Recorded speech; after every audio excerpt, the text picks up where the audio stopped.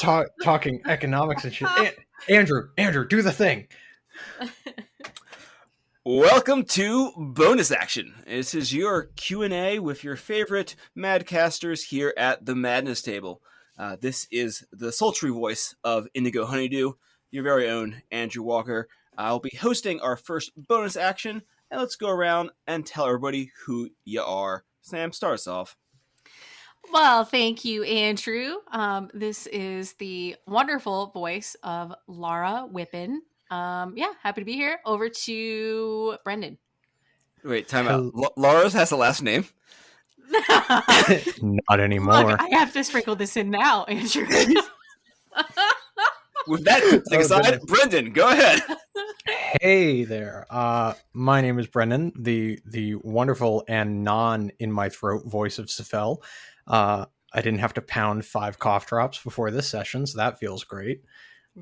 Excited to get into questions. And that's everyone. Everyone important.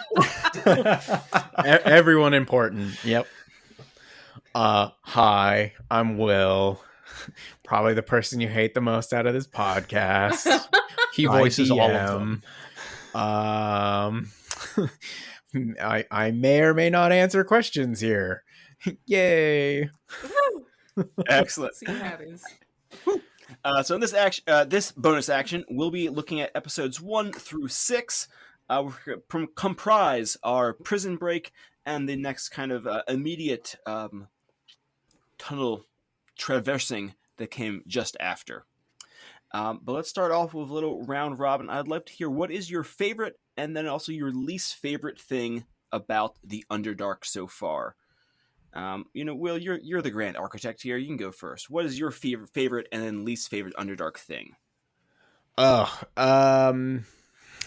Probably trying until you guys got to where you are now in Gracklestug. It was probably trying to set up a time of how to differentiate like night and day for you guys, like how long it had been and like kind of breaking that natural cycle. And that took me a long time until you were in Gracklestug of being like, oh, okay, it's off their shifts. That's how they break up the day and time cycle. But also one of the trickiest things is dealing with the Ferez and just all the wild, crazy stuff that it can do to both the environment and yourselves during the game. But it's also one of my favorite things. Me too. Other than Sam, tell us favorite, least favorite. Yeah. Favorite thing. I actually really like that every time we go around a corner, we might end up in combat. I think that's pretty cool. It's not like most campaigns where, you're pretty confident when you're safe in a lot of campaigns. And I feel like in the Underdark, that is never a feeling. And so taking I've this been note enjoying down. Combat. And my least favorite thing is the survival aspect in the food and water. Like I feel like obviously part of this campaign is survivability, so it makes a lot of sense. I just don't like having to worry about it. So that's me. All right, Brendan, let us know. Yeah, so I personally love the environment scape of the Underdark, the different scenic views and just areas that you see down there that you really don't see anywhere else in the world of D&D. And it's so beautiful and so vast in its own right. It's not something that you really think in most campaigns, like all of this is right under us. It's like its own world, and exploring and experiencing that is incredibly cool and fun to me. As a person playing a caster and just as a character trying to survive, I think my least favorite thing is material and just finding anything really. I mean, the lack of civilization is huge. The uh, the alien nature of the Underdark and the sparseness of commonly used materials and commonly needed materials is it's such a slug to find, or you have to find alternatives of, and that's been kind of challenging to maneuver, especially as a spellcaster. We're on the same page, Brandon. We don't want to look for anything. Nope. I want everything handed to me, and Yeah, that's right. I want to kill all of Will's things for free. Yes. Oh, wow. Thanks. Thanks. What about you, Andrew? Yeah, for myself, I think my favorite thing, a little bit similar to Brendan and Sam, is that the Underdark is so different. Like a lot of the D&D games I play in, like you're in a relatively like medieval European, Tolkien-esque fantasy setting, and the Underdark just challenges all of your assumptions because you have no idea what's going to be around the next corner. You have no idea if it'll be friendly, if it'll be not, and you really can't take a lot of things for granted. I think on the other side of the coin, the thing that I like least about the Underdark is that we are just running scared all the time because it's terrifying down there. So there's no cozy home base. But also that's the reality of this very different world. That is the other side of that same coin. What I like and what I don't like, kind of the same thing. It different. It very different. Yeah. You hate to love it, but love to hate it. Yeah. All right. So I have a couple questions for everyone here. Since this is our first kind of breakdown, I want to talk a little bit about what inspires you to create your characters. Sam, tell us a little bit about Lara. What inspired you? Oh, geez. Gosh, it's been a while. Lara. All right. So if I'm being totally honest, I knew I wanted to play a warlock. I then had to pick a subclass. So I saw the genie subclass, and immediately I was like, of course I'm going to play a genie and name her after Christina Aguilera. And that's really where it all came about. But I didn't catch on that was the inspiration she's a for the genie name. in a bottle, baby. You gotta See, remember now the I right feel way. stupid. I feel stupid. It makes sense, but I didn't know that until now. Yeah, so that was literally, I knew I wanted to play a warlock because I hadn't ever played one before. That's how all that came about. Her personality came about when I picked her ASMR race, because I knew I wanted to play that particular race, and then coming up with like this military background and like having her be like a fallen angel who meets a genie and all this stuff was kind of just like a fun storyline to create with Will. So, and then she's intense because she's been through some like hardcore PTSD stuff.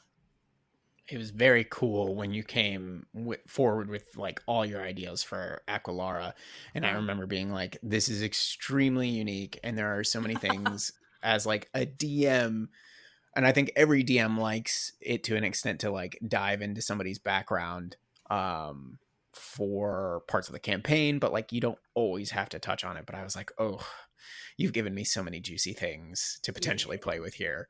Thank you. That was a lot of fun. That was a lot of fun. Nice. How about you, Brennan? What was going across your mind when you were building Sephel? So I like our dear Sam. I started with the class. I knew I wanted to play a wizard. I am kind of going through my spellcaster kick. I've always played martial characters, and I have been coming off of a few spellcasting characters that I've had a really, really fun time playing, but I never got to develop them very far, either because the campaigns fizzled out or they died, or both.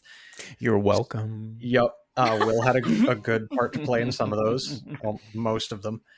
But I knew I really wanted to play a wizard. I really wanted to get into the academic, intellectual side of spellcasting because I am a very overly logical, intellectual person and wanted to explore that in a fantastical, magical sense. The rest of him was sort of a combination of Van Richten's Guide to Ravenloft had just come out, and I was super intrigued by all of the Gothic lineages, and the Reborn especially kind of piqued my interest as like what is a character with a past life look like? How does that interact with the world? How does that play? And then throw it into something like the Underdark was something interesting for me to explore. And then a lot of the rest of his character kind of spiraled out just from letting go of the rest of that and trusting Will. I will say Will and I differ in many, many ways in the way that we both play the game and DM the game, but I can always... The best part about playing with Will is he's really, really good, and I know you guys can attest to this, of like hey, I know you have this, what if? And that's sort of where, his race came from. Obviously, him turning into the Mind Flayer, that was a Will original. You're welcome. It's sort of the background, his memories, his backstory is very Will intensive by design. Yeah, it's great. I can't wait for you guys to eventually hear it all. We're just getting snippets still. I know so little. Like the snippets you have are the snippets I have. That's awesome. Yeah. I didn't know that. I'm just gonna quickly jump in on that because I have always loved, and you guys might have seen this, it's like one of those how to get your players started in a new campaign thing. And I remember reading it a couple years ago, which was like all your you get everybody at the table and you give them all blank sheets, and as your players are exploring the world and as they interact with NPCs, it's kind of like oh, barkeep, can I get a drink? And I was like, whoa, we don't see many dragonborns around here. And you're like, oh my god, my characters are dragonborn, that's awesome, kind of like this filling it in. And I love Brendan for trusting me to write him a backstory. And honestly, up until very recently, I had this general kind of this is what I'm thinking, but then all the ideas solidified. And it is so fun for the things that are naturally in this book to start weaving into ways for him as a reborn to start collecting his memories again and what that will lead to. Because if you think about it, it was the perfect thing of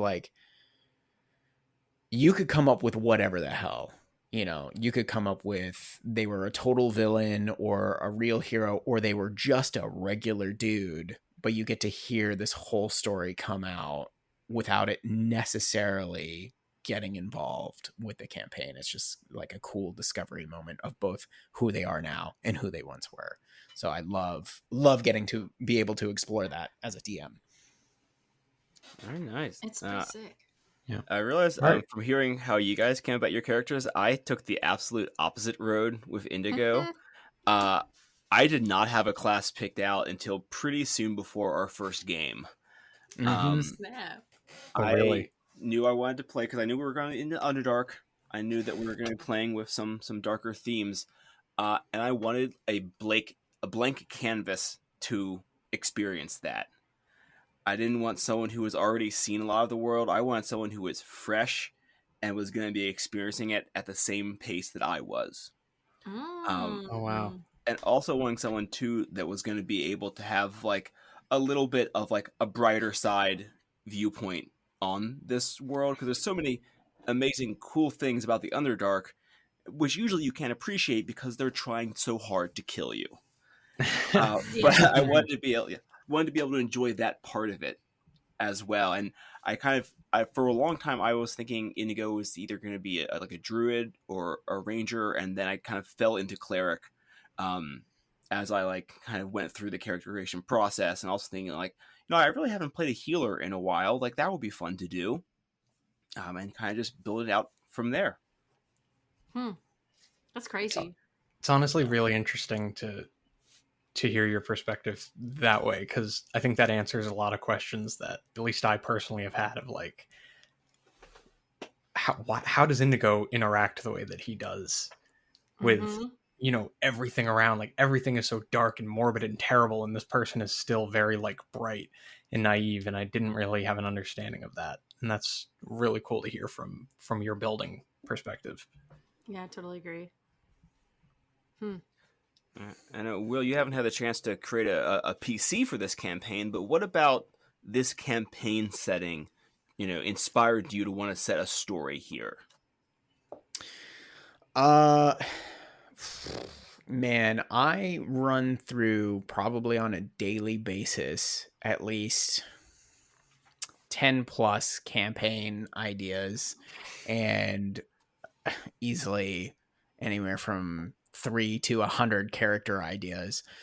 And I remember Brendan and I talking, I don't even remember how long ago. Maybe it was during our Talk 5e to Me days. Maybe it was before that, of just what's a place that we've never explored ever in any of our D&D games. And it was pretty clear, like the Underdark was it. People love playing drow because they're these cool, dark, edgy characters. They're very easy to do. But what, like, nobody I know of otherwise that has played D&D has done anything in the Underdark. It felt like the most untapped setting that we could get into. Because like you said before, it's usually the super high fantasy, medieval, everybody's doing something in Faerun or otherwise. And like that's a cool thing. And like I had the mythic Odyssey of Theros, which like I love Greek mythology. I was like, oh, that would be a really good option. And I think how many did I lay out for you guys? Like three or four.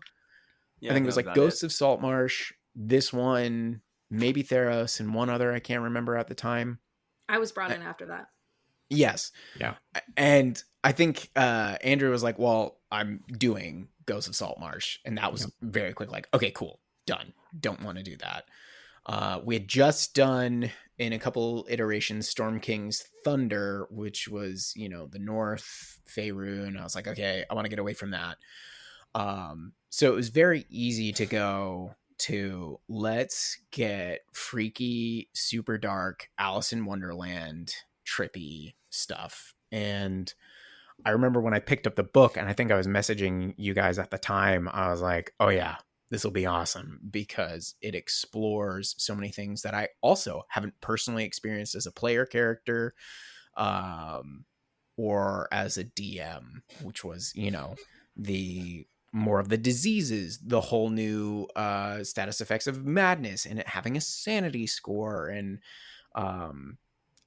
this idea of your characters are not necessarily set straight away as being the heroes. You're just trying to survive. And I was like, hell yes, you have me, because here's the book that has everything I haven't done or feel like you guys as players have totally experienced. It definitely hit it on the mark, because I didn't know anything about any of it. It all worked as intended. Yeah. And I mean, the choices you guys make every time we get together too, and like the characters you have made have very heavily weighed in on certain sections of the campaign as it is pre-written. And I think I made a statement pretty early on in our recordings of like, I didn't want to have everything written out. I wanted to be far more improv heavy and go with the flow, and you guys really having more of a hand in it. And I think so far that has been shining brilliantly. So yeah. Very nice. Well, let's get another roundtable. At this point, hopefully you've listened to the first 6 episodes, and you know that not everyone makes it out of our prison cell. I know how I feel, but does anyone have a favorite character who did not make good on their escape? I will start over with Brendan. Do you have a favorite character who couldn't quite pull it out? God, Do you need a reminder of all the NPCs? I do. I really do. Shut up. Oh, Sam. Yeah, Sam can have it. I know all of the NPCs. Okay. No, I actually, like, truthfully, really wanted Ront on our side. Oh. I Ugh. I wanted no, and like he was a shit, but he was a beefy, survivable shit, or at least I thought so. And He was not.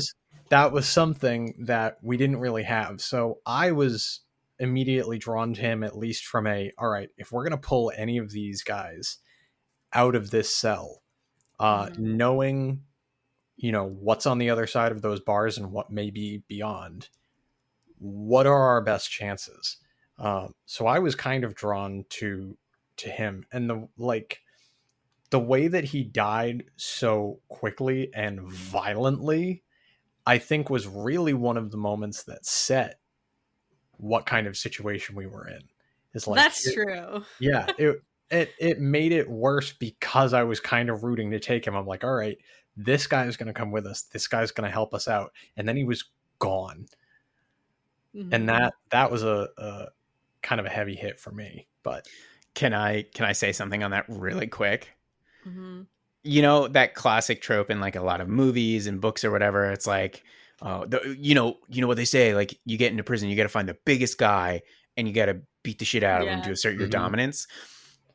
That moment with Ront was me as a DM asserting what the Underdark was gonna do to you. Yeah, the Underdark that was the its reverse moment of like the Underdark is gonna grab you and destroy you. Yep. And that, yeah. Well, who was the I can't remember the Quaggoth prince. Darendelle. Darendelle, yeah. I liked the voice that Will did. Will, do you remember the Quaggoth voice? No, I don't. And I totally meant to go back and actually listen to episode 1 to try and get all the voices back. But was he like high English or something? Yeah, he was a fancy lad. He was a fancy lad. I am Prince Darendelle. Yeah, pretty much, actually. Yeah. Okay, great. So, I don't know. I personally liked him. I knew he was useless. Lara knew he was useless. But for me, I loved his character. And I was also very intrigued by where that might have gone. But, yeah, other than that, Stu was all right. Wow. Everything's fine. Still getting on him, huh? Yeah. But yeah, so that's me. That's mine. I think for me, of the like that original set, I think Jim Jar was the one I was like, because I was like, Indigo was vibing with Jim Jar. Jim Jar was gonna like help us out. Jim Jar was like kind of shady, but like in a dependable way. Like you knew what kind of shady he was gonna be. Yeah. And then he was part of that. When the first prison break broke bad, he was the first to go. And I was like, oh, so these are the stakes. I see. Very good. That was an unfortunate, just like the roles took him. I wanted Jim to lose his hand or something. Yeah. He lost his hand. They got thrown into the spiders. Yep. Oh yeah. He was going for the key for us. My favorite. Oof. I honestly have 3, 2 of which have played slightly bigger roles, one of which never got the chance, but they wouldn't have been around for particularly long anyways, just because of the way their character is written.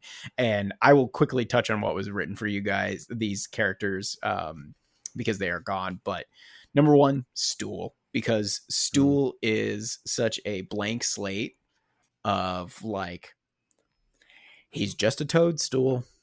He's a mushroom. That's it. And I was like, okay. And then you guys immediately, like, I think I didn't have anything planned for him. I had I was like, oh, he's just kind of funny. And then you guys immediately took disliking to him. And I was like, oh, there it is. That's the guy who has to stay if I can make it happen. My second was Bupito. Bupito, as you guys now know, when we got written up, had a lot of stuff going on. and I was thrilled with the idea of playing with them as an NPC because I have written in my one of my other campaigns a semi-similar character. But I was like, ooh, like this is kind of cool. I'll get to really have fun with that. And then the one that I thought purely for comedic sense was that would have lasted potentially a little bit longer was Shushar the Awakened, who was the Koatoa that you guys couldn't stand. Cut the feed. Because of his blubbering voice. I was so afraid that we could not listen to that voice, Will. No. Yeah, It was honestly, too funny. if the environment didn't kill him within the prison break arc, I would have. Yeah. I couldn't We do had it. to go. And that's something that was really interesting to me, which was like, here's all these NPCs. And I'm like, oh my God, that's so much help for these guys. Like, this is going to be so much more brutal. And sure enough, you read through like the paragraph to a couple paragraphs for each of these characters, and they're like, no, not all of them are sticking around. They all have their own agendas. They might be convinced by the party otherwise to stay, but like they've got dirty secrets or things they're trying to do. So for characters that have passed on, a really funny thing I wanted to say upon Ront here, and he has a paragraph and a sentence about him. I think it's the shortest one here. He's from the Ice Shield tribe, and he fled from the slaughter of a band of orcs at the hands of dwarves, and he fell down a mine shaft and then has been wandering in the Underdark until the drow picked him up. Oh, Like, buddy. Wow. That's his thing. And like it goes That's so on, and he's hard. like, he's ashamed of his cowardly act. He knows his god Grumish is punishing him, and he's bullying because he's terrified that he is going to die. Like, Oh if my like God. soon as there was a private moment and you guys were out of the prison and one of you showed some kindness, I was like full on planning of him having a mental breakdown. I'm just like, I'm so sorry for my actions. You know, just like really diving into that. Gotcha. He's the quintessential bully who just has an emotional past. Pretty Well, much. He's out. He's yeah. He's a big soft orc. Say, I have nothing to say for my insight score. It's not great. I lead by stereotype. What can I say? The last one I'll quickly do because I know we're on a time limit, which I am keeping track of. Prince Derendil, the Quaggoth. He was probably the beefiest of all the NPCs. I think he starts with like 52 hit points. Wow. Holy. Yeah, he's hefty. But the funniest thing is he's 100% batshit insane. Oh. He was not transformed. He was just a Quaggoth that had like this whole world imagined in his mind that he was this elvish prince and like he had to get away. And there's like even notes of like, if Derendil is somehow with the party by the time they make it to the surface world and they indulge him in going to this place, they will get there and the elves will be like, what the fuck is this monster doing here? Yeah. That's so good. That's That it's vibe very I funny. kind of caught on to. That one I was pretty sure the first couple sessions, cause you play Insanity well, Thank but you. it's like listening to him speak, I'm like, this guy's just fucking lost. Like he's just lost it entirely. That's the fun part about the insanity, but also being in D&D where it's a fantasy thing of like skeletons talk, you know, it's like, do you really know? Yeah. Do you play along with it? Because hell, it might be crazy enough to be real, or is it crazy enough to just be crazy? So Hard That's all. to say. All right, let's pop into a few more character-specific questions here. I got one for Brendan here. How do you feel about transforming into a mind flayer mid-arc? Oh, wow. Yeah, that did not... That was supposed to happen way later.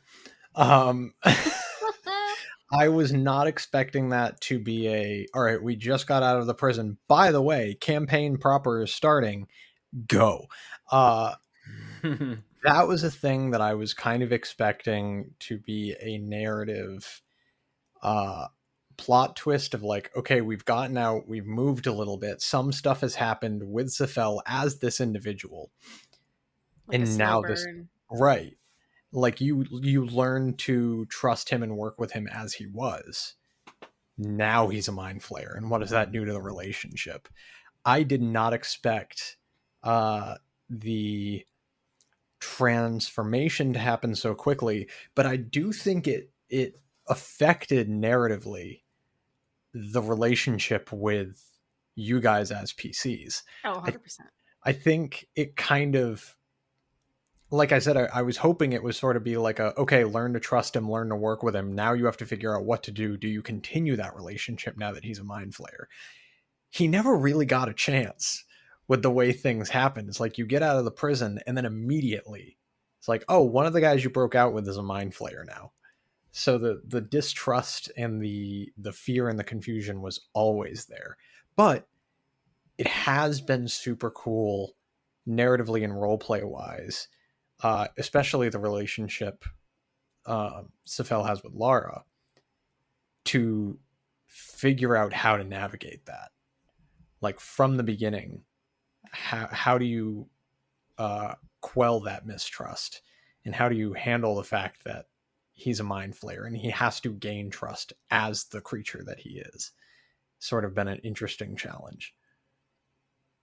Do you guys want to talk about how that all came about? Like how the transformation sped up? I think it was a roll. Yeah. It was like we had decided it was going to be after a predetermined amount of time. I had no idea what that was. Will rolled a die, and that was just sort of, okay, this is when it happens. And that was set. And I didn't know until it just happened. Yeah. I think narratively in my head, I wanted it to come in at a much later point. I mean, not too crazy long after the beginning. But I rolled a d20 and I got a 4. I'm pretty sure it was a 4. And that was in my head. I was like, okay, the equivalent of 4 days are going to pass and he's going to transform. But I was like, oh man, I kind of wish it would come later, because then they get to build up this whole perception of Sephel in their head as this old crotchety man, as he was kind of coming out to be in those first couple of episodes. And then that will all drastically change. But I was like, I'm going to stick with the role. We're just going to play it out and they're going to have fun with it. Yeah, I mean, and the dice giveth. Like, I feel like that was, I can't even envision it another way now, because it was so good. No, and I mean, we think about how quickly everything just kind of snowballed in moving away from the prison. It's like, when would the good time for that to happen have been? There was no good time. Yeah. Like I just think, this is skipping a little bit ahead, so I won't go too deep because I don't want to spoil. But I just think of him like on a boat with the others, and suddenly this like transformation starts happening. There were like so many bad places, right? Like throw him in the water and leave. Yeah, really. He's a witch. Yeah. No, I think it came out at a super unexpected time, but a super good time, and I'm personally really happy with the role play I've been able to experiment with that being the reality. Yeah, give yourself a pat on the back later. We could probably talk about this for a while, so let's go ahead and jump to the next question, just so we get some more covered. Absolutely. Let's go over to Sam. What were you thinking when you realized you really can't call on your patron, a patron of sky and lightning, in the freaking Underdark? Yeah. So when that first happened, I was like, God damn it, Will. You did not warn me of this at all. That I was going to have, got this entire thing written with my backstory and my patron, and it was also juicy, and then nothing. And then I kind of, took a second and I was like, well, you know what, Sam? That's what you get for creating a character centered around air when you're underground. So, I I mean, I didn't, I guess, like, in that way, I was not thinking about I was doing the right thing in creating a character that was not centered around the Underdark, but, you know, it clearly was a bit finicky there for a while. But I just wanted to create a cool character based on the thunder, lightning, storm aspect. Just so happens that a lot of those need, you know, sky. Do you want me to comment on any of that or no? Yeah, no, please hop in. So when you created it, I was like, hell yes, I love all of this. And because you did the proper thing, which they do tell you as a DM in the beginning of this booklet, before playing with your characters, they're like, please implore them to not play characters well suited to the Underdark, to play into the horror survival aspect. And you did, and that was beautiful. And one of the choices I made was like, your regular powers that you have and your spells are going to work, but you directly trying to contact your patron, who is of the sky, is gonna be difficult, you know? And like, that's one of those things too, where me personally, like, I've had a lot of players that are like, I'm very connected to my god or my patron, and so I've done like, they heavily influence, they're there, and I kind of wanted to switch that up with you a little bit. But I had some, like, I think for all the moments where like Lara has had the moments of something traumatic has happened to her, and there's been like these big reaches for her. I thought they were beautiful role play moments by you.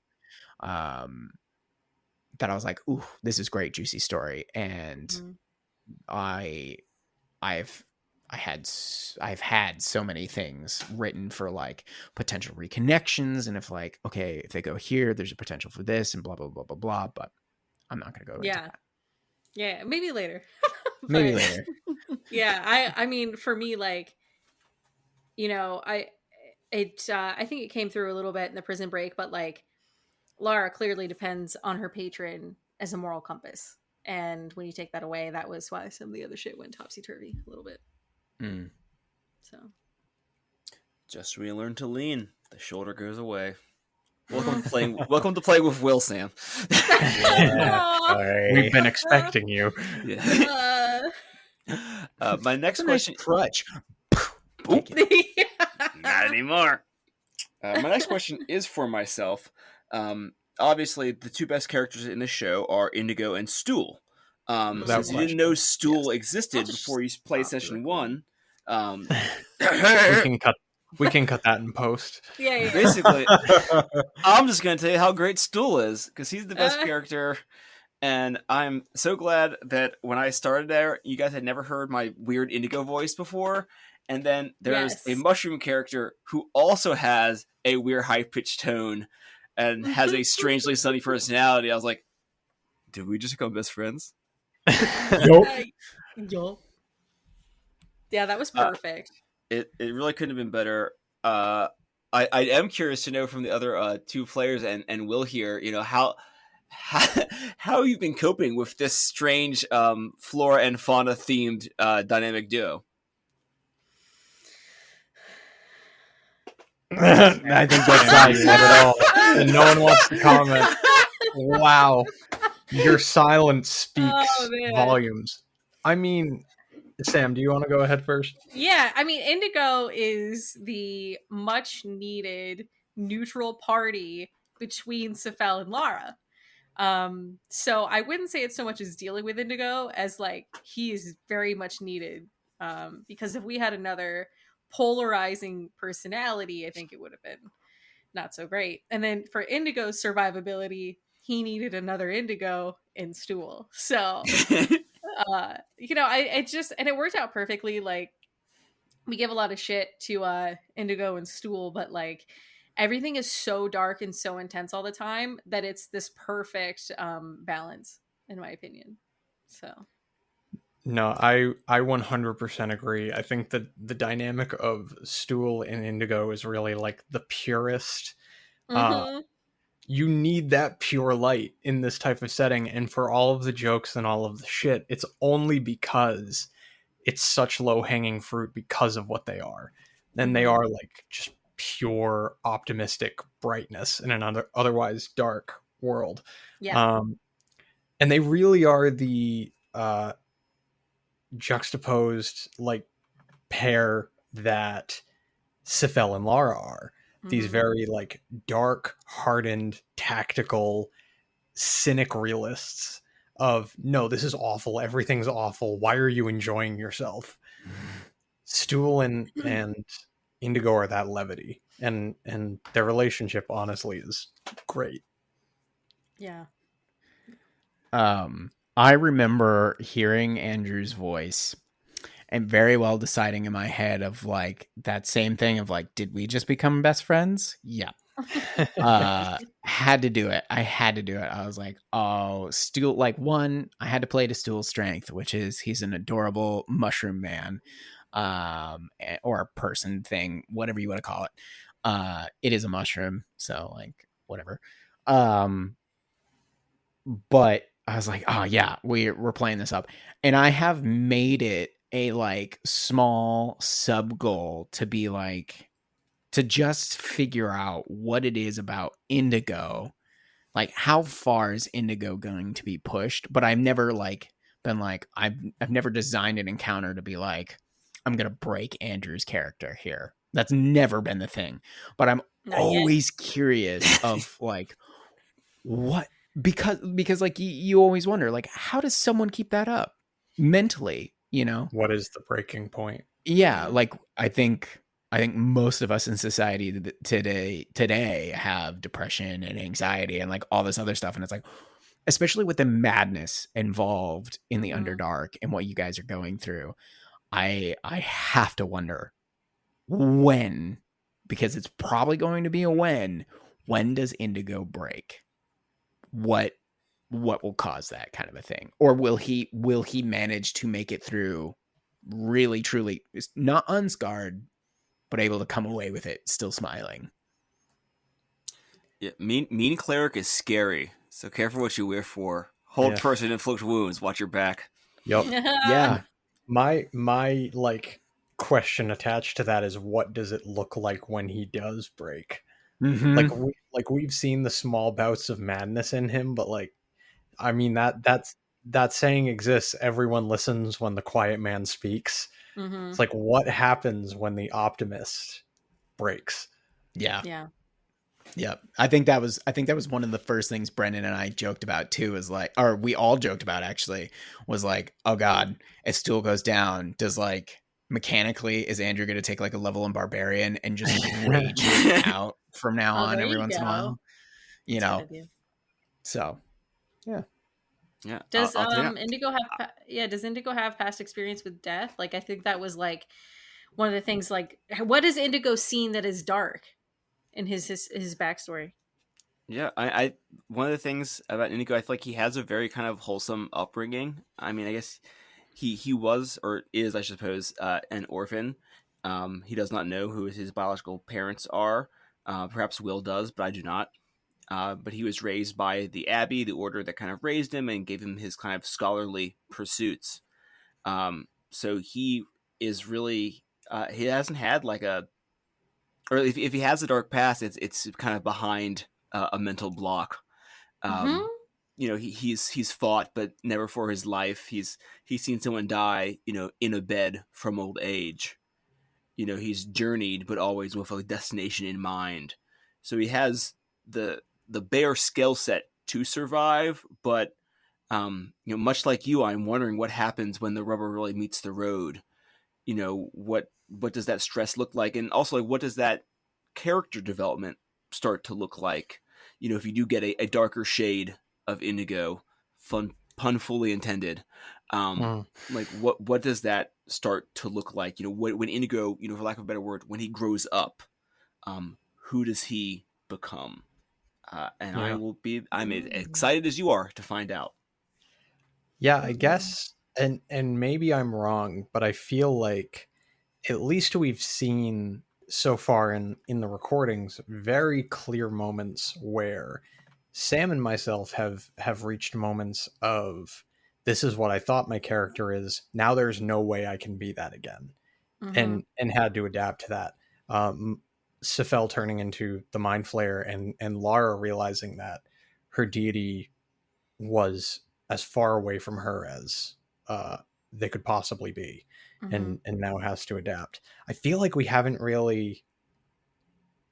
dug into something that rich for Indigo just yet, and I'm kind of curious to see if and when something like that comes about, what your shift in roleplay, or what direction that will take you and Indigo in. Mm-hmm. Indeed. Stay tuned in the Madness Table and find out. And I have one more question for our lovely DM. Will, what were you thinking when our party just jumped off of the cliff during their prison break with absolutely no way to God. break our fall? Jeez, Oh, that was my first thought. Was great. They TPK'd themselves. I was like, I didn't even have to try. First step, let's go. Woo.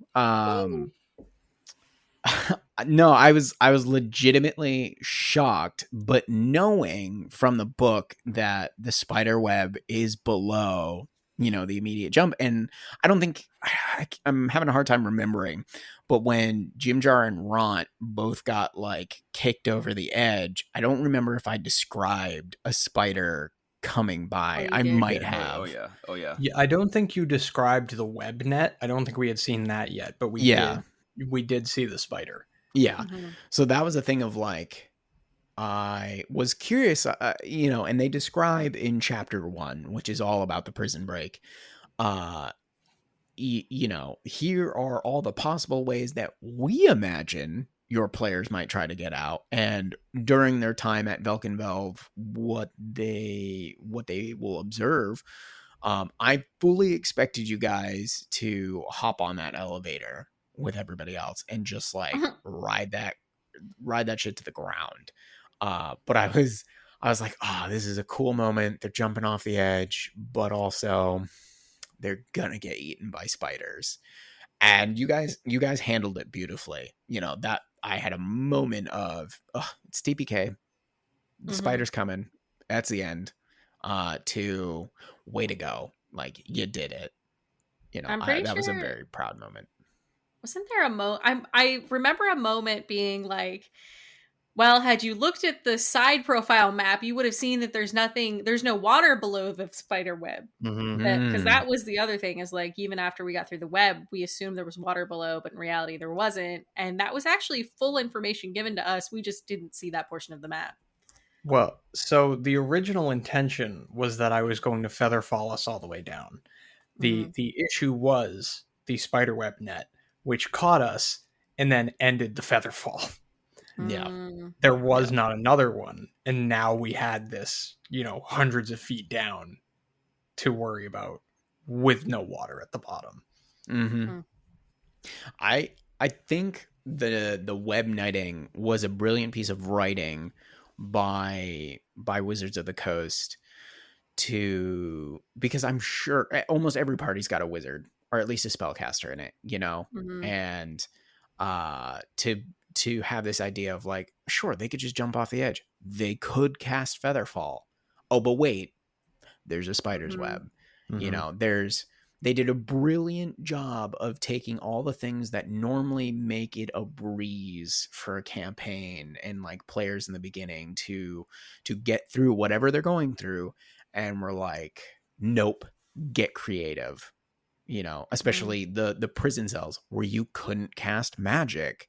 And then the Ferez occasionally coming in, and then the spider's web, and the NPCs that come to you, or how you interact with the bedrooms. Like, that could have been a whole bunch of different stuff. I think it was super brilliantly written about that. Absolutely. And if nothing else, just through our first little segment here, your players ain't basic, Will. We find ways of causing chaos. That's right.